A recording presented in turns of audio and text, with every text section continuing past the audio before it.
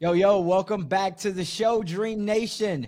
I'm excited today. I'm going to be bringing you guys an episode today about how exactly you can fund your freedom. So, without further ado, we're going to bring my guys on, Mr. D Boone, Mr. Ramel, and also Mr. Kenny Smith. Y'all want to go ahead and say what's up to Dream Nation?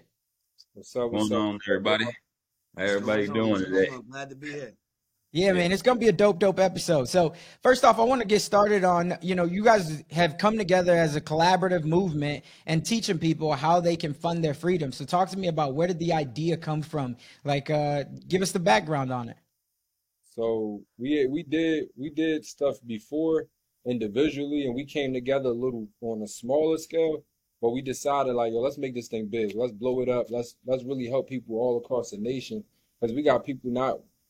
Kenny's from Chicago, Ramel's from New York. I'm from Philly, but we had people from California tapping with us, Texas, shoot, Toronto. So we just kind of blew this up, took it from small to like, yo, how can we make this global? And pretty much how can we get people the funding and then take the funding to go and buy hard assets and start businesses and things like that? Because majority of people that don't start business because they don't have the what? They don't have the money. Right, no doubt. So talk to me about when you talk about business funding from the beginning, where did it start at for you? Like, give us a background, a backstory on it. Like, why was this an issue for you in the beginning? Why did you figure out how you could solve this problem to now be able to teach other people how to solve it? For me specifically? For you specifically. Yeah, so for me, business funding, so just funding in general, I tapped into it early because right before I quit my job, I just had it's not even for the funding aspect. I just thought, you know what, my job pay was paying me like 25,000 a year. I was like, I just got into real estate. I said I know I'm gonna run it up in real estate, but worst case scenario, let me see if I can get $20,000 in credit. That way, worst case scenario, I do have because deals can go up and down. I'll at least Right. add this cushion. So I went and applied, at different local banks that I was already banking at. Got a 5,000 here, got a 10,000 here, got a 15, to another 10, and got another seven. And when I got that 25,000, that's when I like really just quit. And I'm like, all right, I got a backup plan. So I did it in a survival mode. But when I went to the business funding, I thought about it because I had this deal I was about to buy. It was a commercial mixed use building.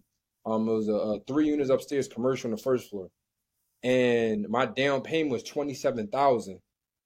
And it just hit me. It was like, dang, I can't blow my whole personal credit on this one building because my utilization gonna be messed up.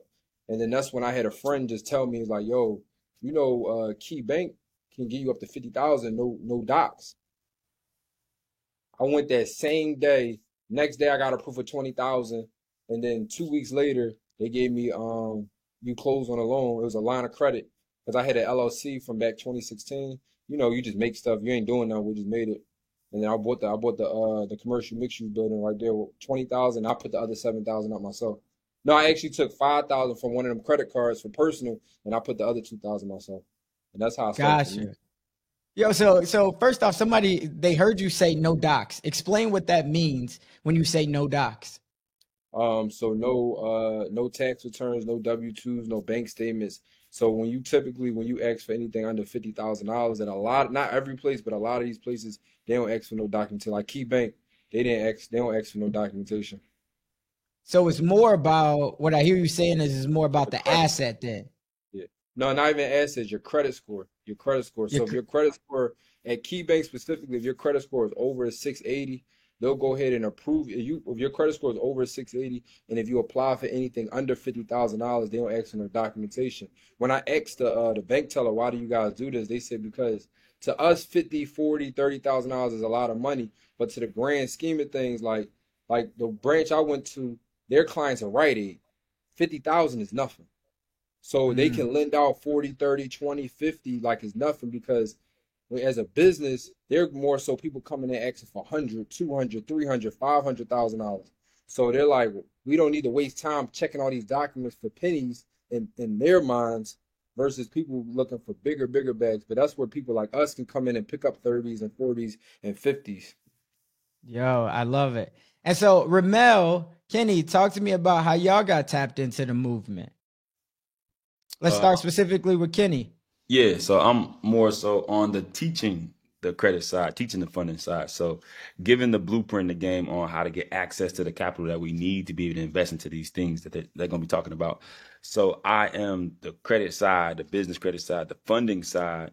Even if we need some pointers on cleaning the credit, because a lot of people in that position, how to go about that. So, helping with how to clean up probably credit, build it, and then fund it so that you can be eligible to make some investments with the residential or the commercial. So I got to teach them how to get the funding part of it, get access to the money. Gotcha. And you said cleaning up credit, which is huge right now, right? Especially for a lot of people that wasn't able to tap into the PPP money, right? Or whatever else that it was, right, at that time. But they still had this aspiration to be able to start a business, especially with AI coming about, technology. Our economy is just looking so much different. So every single day, somebody else is coming up with, an idea about how they want to fund their own dream. So if somebody does say, you know what, yo, I do want to start my own business. I want to start an online business, but my credit is shy, right? So even if I want to get into real estate in the beginning or whatever I want to do, what's my first steps at being able to start fixing my credit? Okay, so if you just talked about AI and Chat GPT, a cool thing I discovered that you can do now is we can speak into Chat GPT and tell them to dispute us a Metro 2 or consumer law dispute letter to attack our negative items for us. So now it will automatically generate a dispute letter to attack the things that you have negatively on your credit report. So then it will draft this out for you. You can be able to print that out and be able to send that into the credit bureaus with Experian, Equifax, and TransUnion. And then they'll give you like a high level dispute letter that will be able to, put you in position to be able to clean your credit up. So that's one way. I got another site. Hack. That's hack number one. Yeah. So in fact, another site we use that similar to like the Chat GPT method with a new system we have, which is called Dispute Panda. Dispute Panda also is a system that generates, automations to pull up your negative items for you. So then you can like identify what's negatively going on with your credit report. And then you can also draft out a dispute for it. So like a dispute letter or, a dispute to the bigger parties that's even bigger, brothers of the credit bureaus, right? We can be able to contact a company called CFPB in connection to them, which Obama put a thing in place that we can just basically hover over the credit bureaus if they're not applying by the law. We can file complaints on them. So we use those two in connection with each other to be able to attack our negative items as well. So Dispute Panda is a site that's going to just, find your negative items. You will draft letters as well and send them off to the credit bureaus all on the site in the software.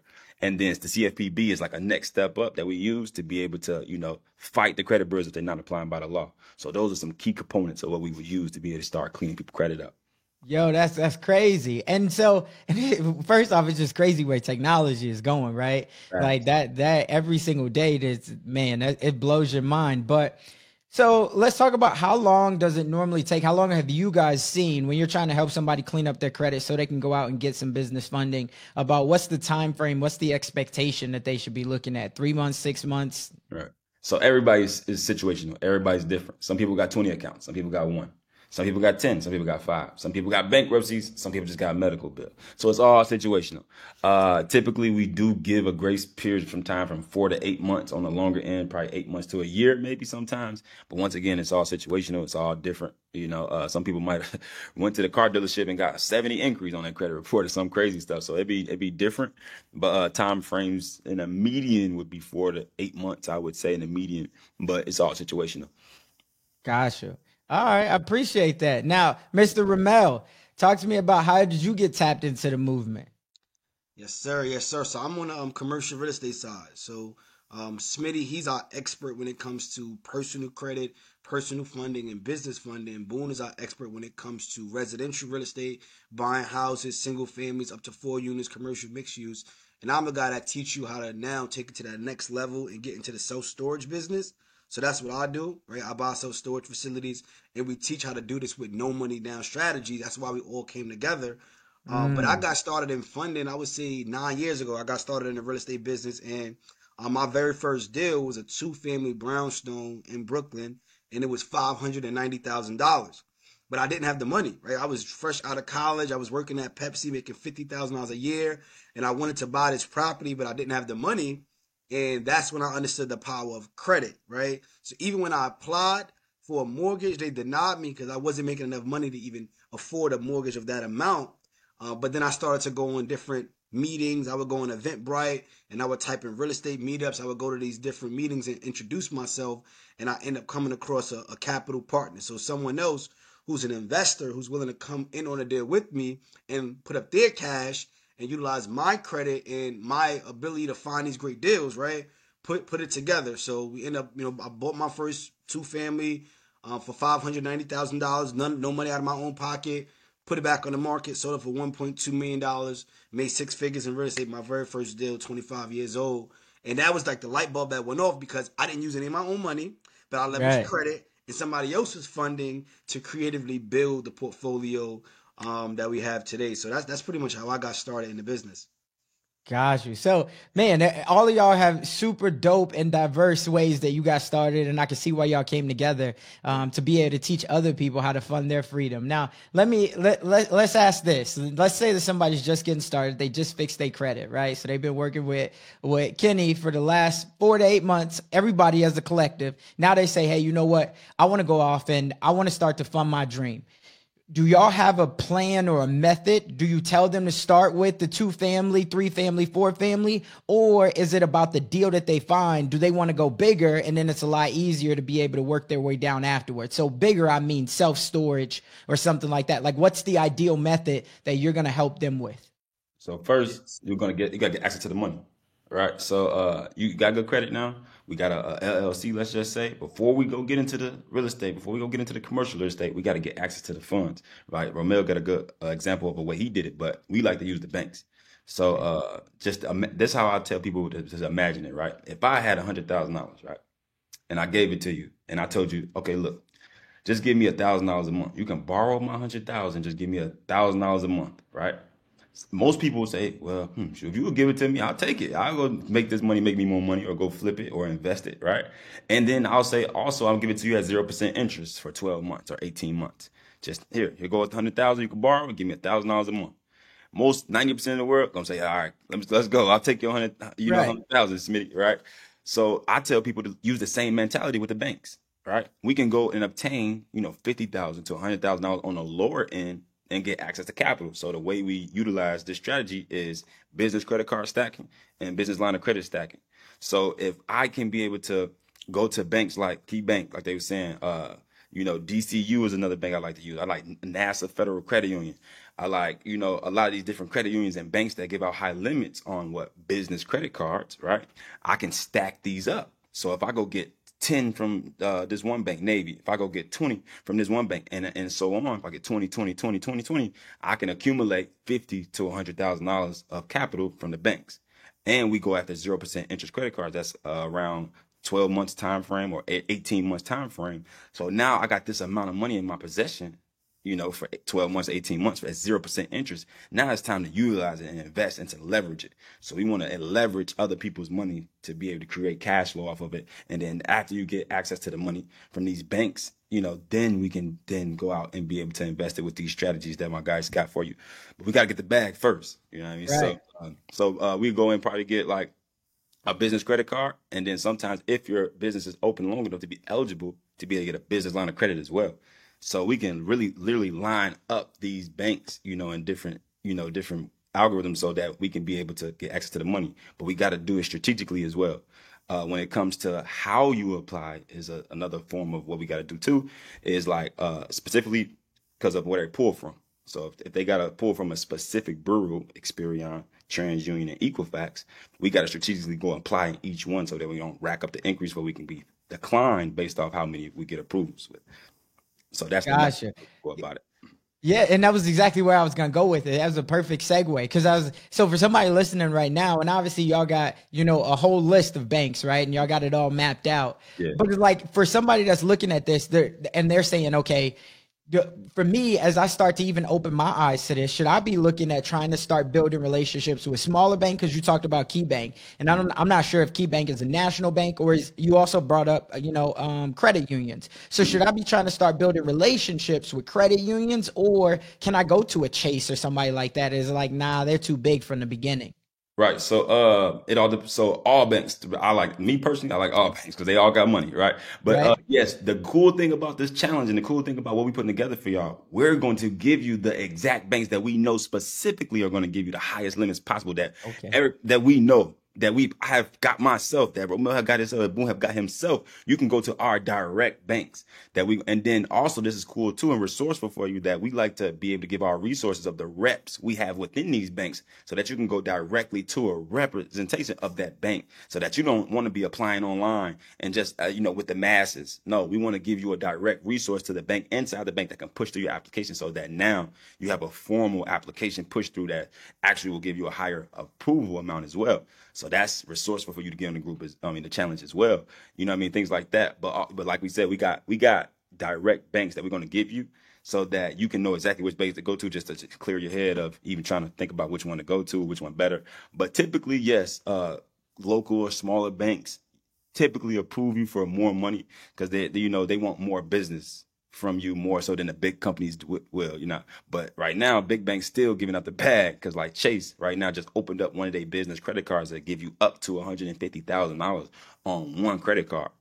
So Mm. things like that get crazy. You know what I mean? That's a big bank. Right. But the Lord, usually we have seen is that the local banks and credit unions have given out the high tier limits lately. Gotcha.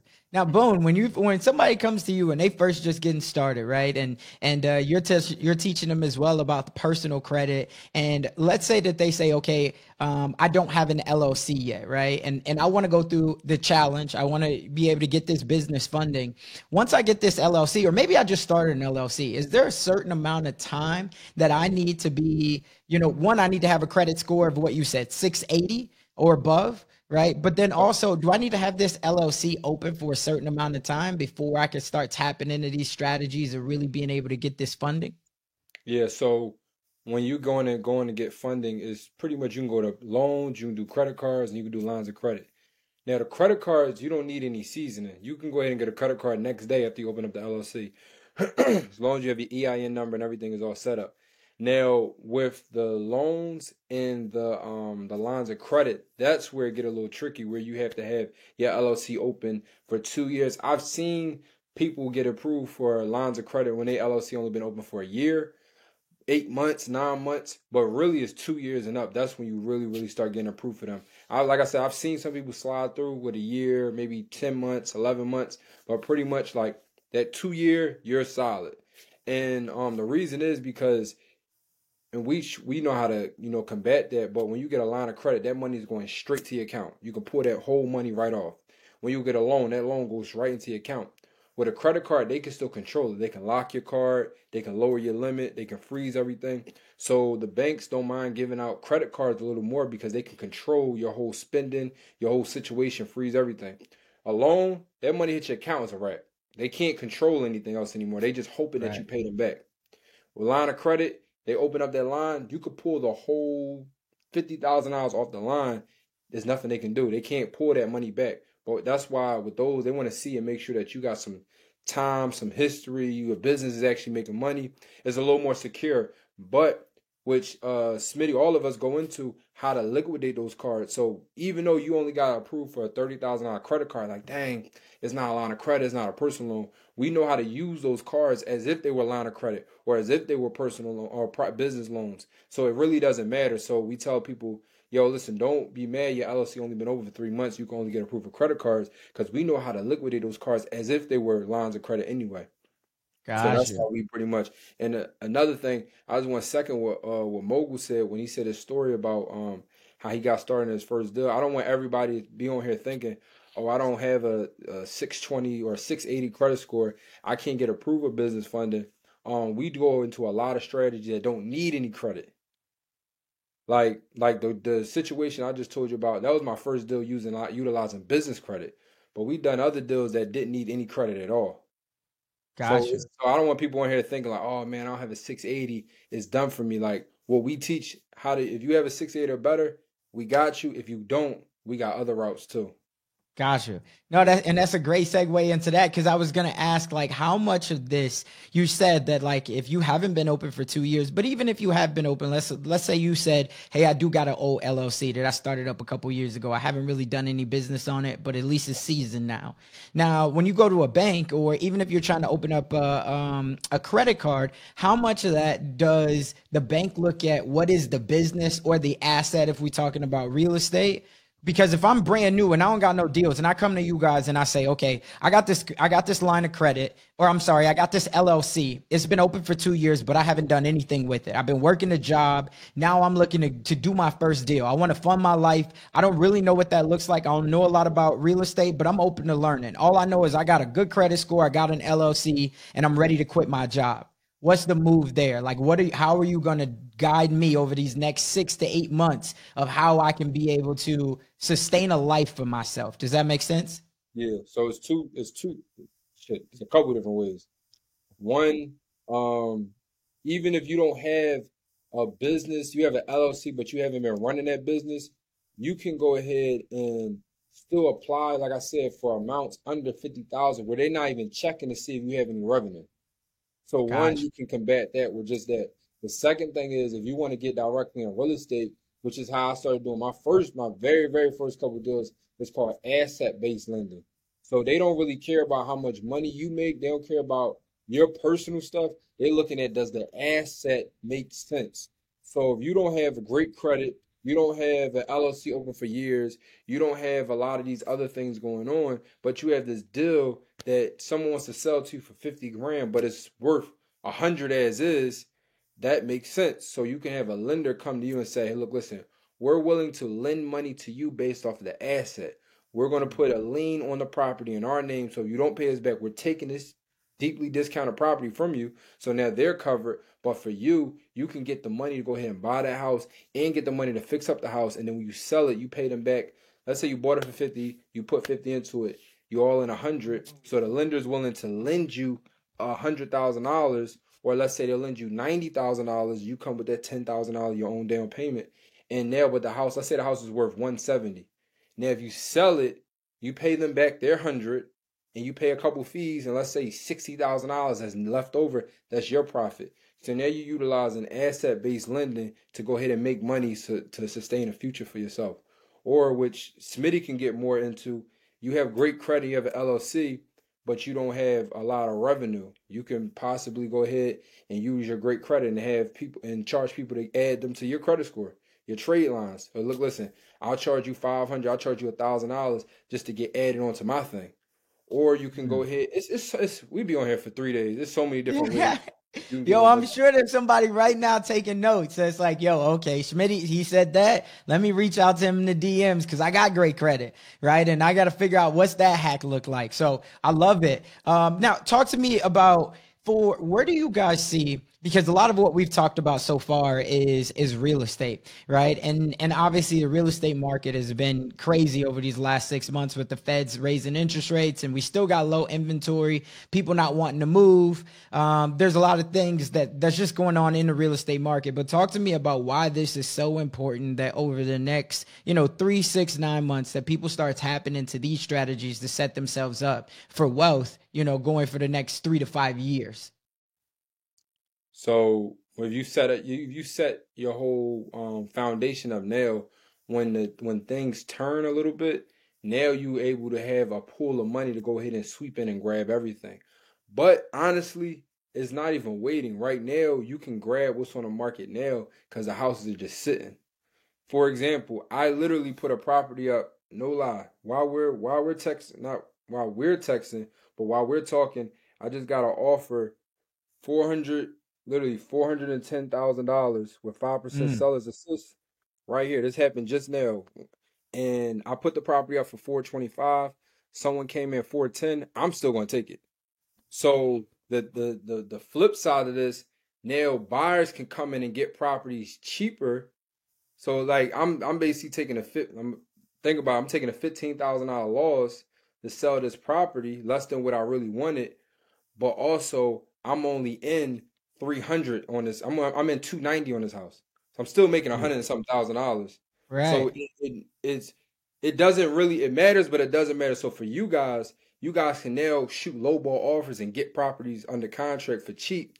So you don't even have to wait for the future. You can pick up some stuff now, just to answer your question. But also, as an investor side, I don't want people to listen to this and think like, dang, but he's taking losses. If you're getting a property cheap enough, you could take a loss and still, okay, I could have made 120, but now I'm making 100. You make your money when you buy, not when you Yeah, sell, right? exactly. So Right? don't wait. You Facts. guys can get started now. Got you. Now, so we've talked about people can obviously get the business funding and everything else, but how much of this in the challenge and what you guys do on a day-to-day basis is teaching people about how to find the deals, right? Because people say, okay, that's great. Like I can get the funding, but for a lot of people, they're like, man, I don't even know where to start. How do I find these deals? How do I know what I should be looking for? Right. And so talk to me about that. Do you guys teach people how they can find these deals, where to look for to find these deals, how to negotiate these creative strategies on these deals? Yeah. So Ramel got some super creative ways he does, and then I have some creative ways. Just one Let us quick, hear a couple. That's what we're here for. Let us hear a couple. so one quick way, and I want Ramel to go into, how he find a commercial deals, but one quick way to find a residential deals is, like I said, right now you can get properties cheaper because they're sitting longer. Case in point, I'll just give you my live example with me. You can go in a market and just look at houses that's sitting on the market 90 days or more. That's a full pool of motivated. Like, it don't get more motivated than someone for you to call a realtor and say, can you put a for sale sign in front of my house, put it on the internet and sell it? It's nothing more motivated than that. So now the next step of motivation is someone that's sitting. So now you got a house that's motivated, and then now they've been sitting itching for 90 days. So now you guys can just go ahead and call all those houses that's listed in the area that you're looking for and just shoot offers, and just go from there. They actually, to be honest with you, they shot me 385 at first, and I told them no, and we countered at 410, and they accepted it. So you guys, but it's still less than what I originally had it listed for.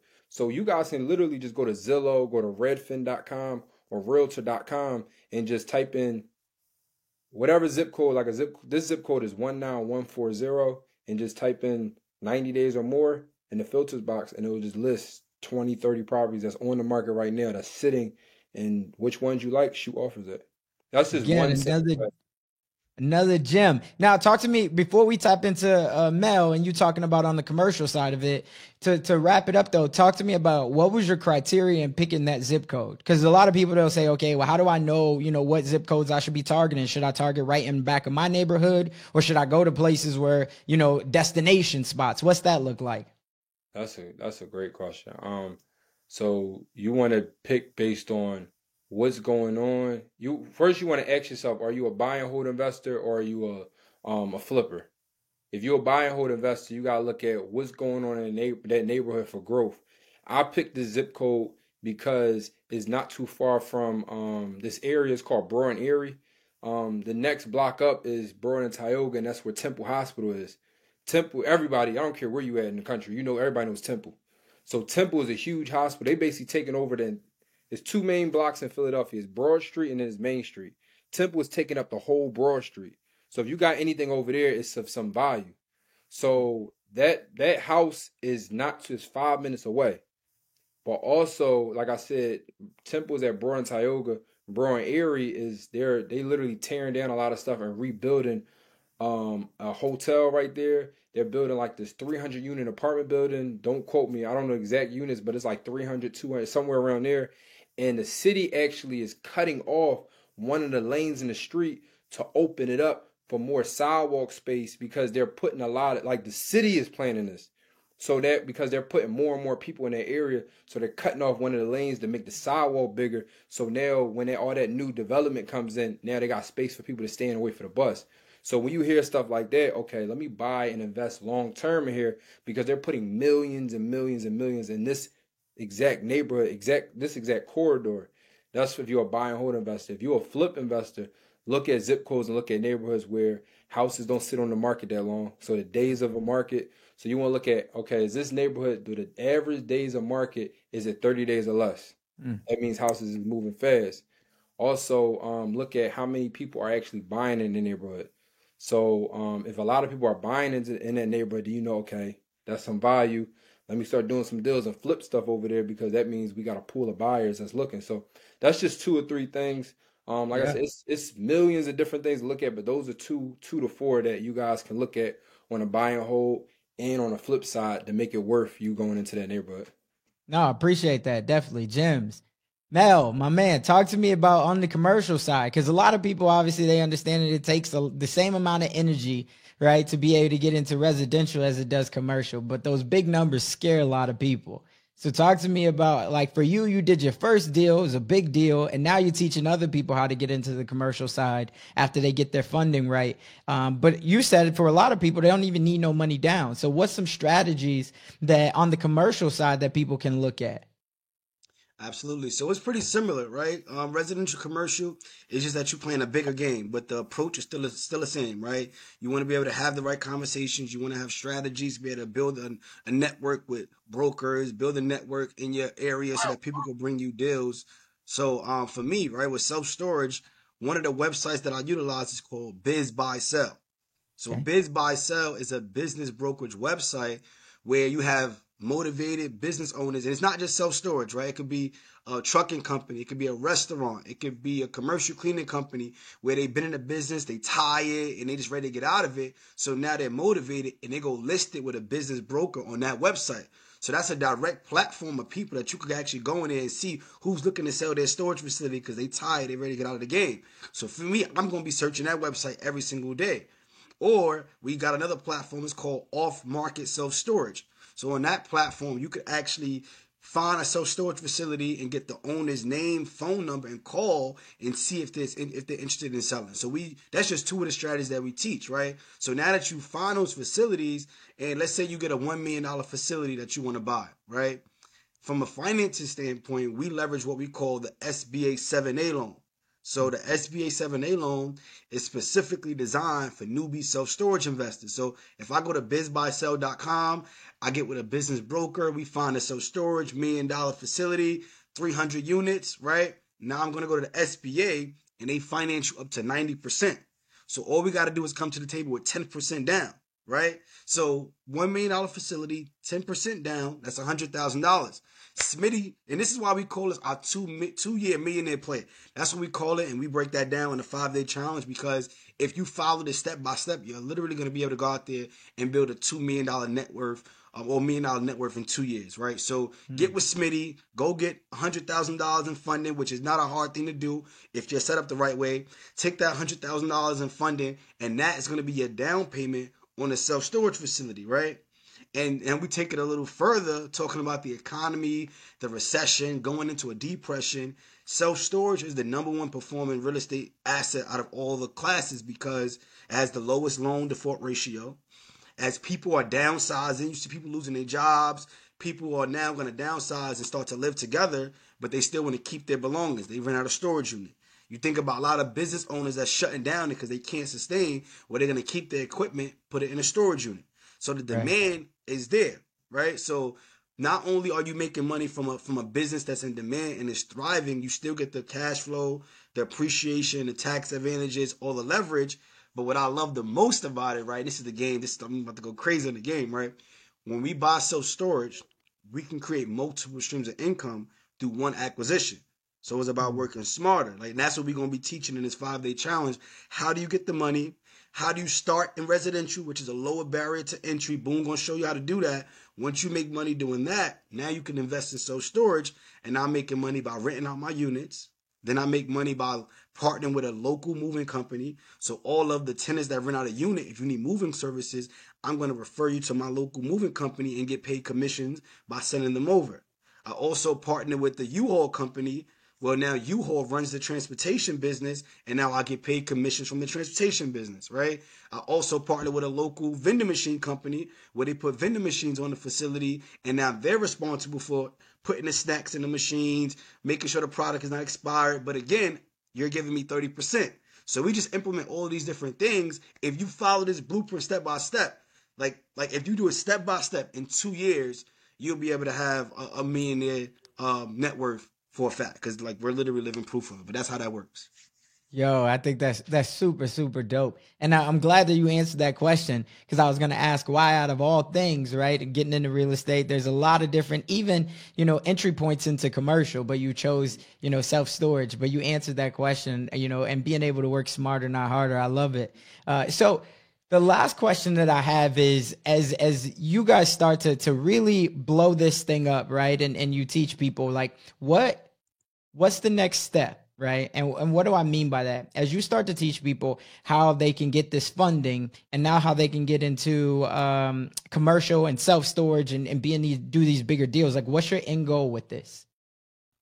So the end goal for us really is to show people how to get true freedom. Like we're really showing you how to get money, but that's the small subtitle. The bigger picture is we're showing you how to get back your time.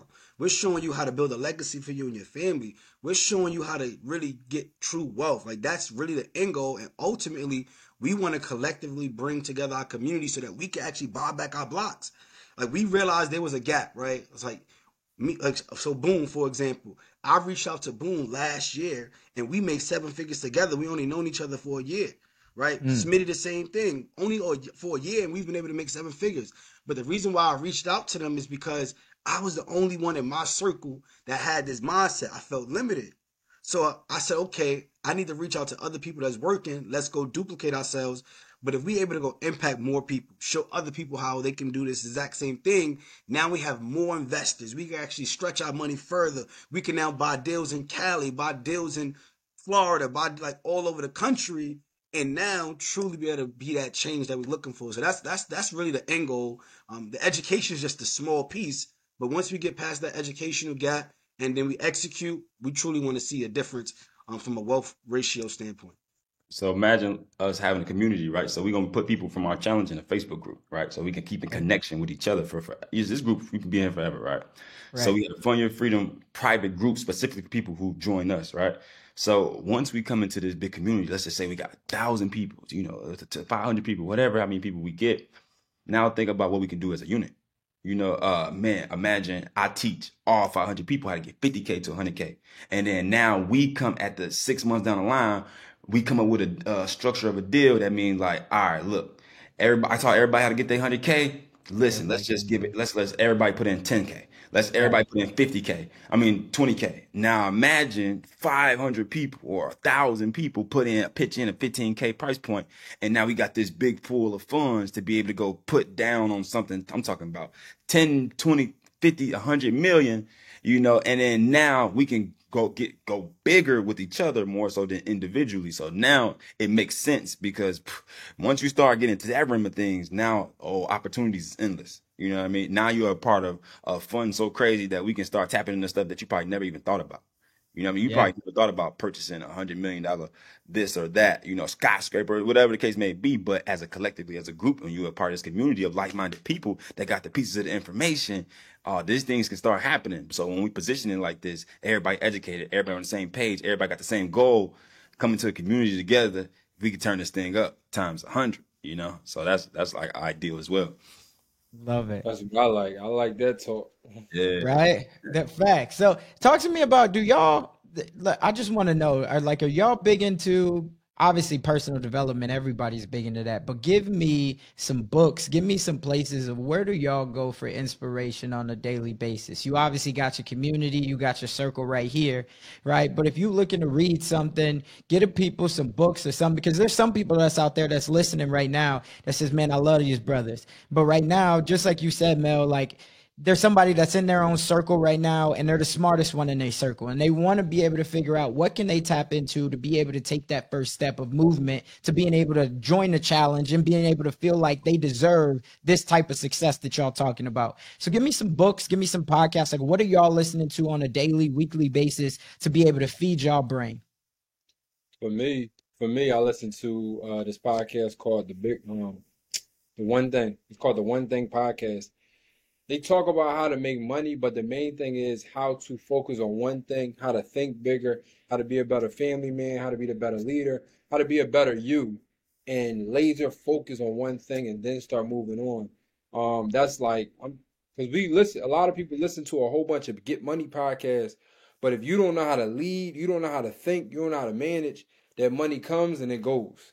So I like listening to podcasts like this that show you how to think bigger and think smarter. So that way when you do come into the bag, you don't fumble it. So that's a podcast. And then a book, Who Not How. Love it. Book I'm reading. This is good. Basically, who's going to do this and not how. You hustle. Getting to 6 figures is hustling.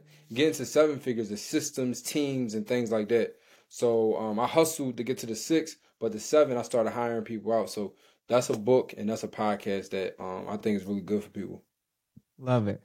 Yeah, for me, I'm gonna take it a little different because this is the honest truth, right? Like, I'm more into spiritual development, because I understand. Like, for me, once I started making a certain amount type of money, it was certain problems and things and gaps that I realized that, damn, money's not gonna solve this, right? So, a book that I read is called "Message to the Black Man" by the Honorable Elijah Muhammad, and Okay. that was powerful because I started to understand, like, just like yourself. Right, you got to understand self-love. You got to have that belief because we could talk all the money strategies all day long.